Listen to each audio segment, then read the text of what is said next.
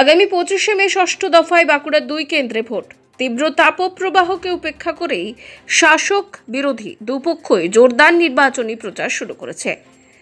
তবে একদিকে তাপমাত্রার পারদ যেমন বাড়ছে, অন্যদিকে তেমনই বাড়ছে ভোটের পারদও। তীব্র তাপপ্রবাহকে উপেক্ষা করেই এই মুহূর্তে প্রতিদিন হাসি মুখেই ভোটদাতাদের দুয়ারে পৌঁছে যাচ্ছেন ভোট প্রার্থীরা। বাঁকুড়া লোকসভা কেন্দ্রের তৃণমূল প্রার্থী অরূপ চক্রবর্তীকে এই বিষয়ে প্রশ্ন করা হলে তিনি বলেন, গরমটা অ্যাডজাস্ট হয়ে গেছে, খুব অসুবিধা হচ্ছে। আসলে গরমটা না এই এত মানুষের ভিড়, গরমটা আর বোঝাচ্ছি না, ভিড়ে গরমটা মনে হচ্ছে যেন হজম হয়ে গেছে।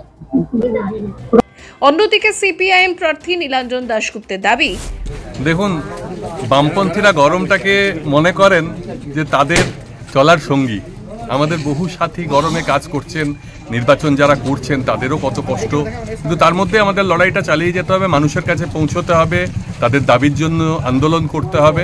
তো গরমটাকে নিয়েই চলতে হবে। অবশ্যই কষ্টকর, বয়স্ক মানুষদের কষ্ট হচ্ছে, যারা মিছিলে আসতে চাইছেন, আসছেন, তাদের একটু কষ্ট হচ্ছে, কিন্তু সবাই সেটাকে মেনে নিয়েই লড়াইয়ের পথে এগিয়ে চলছে।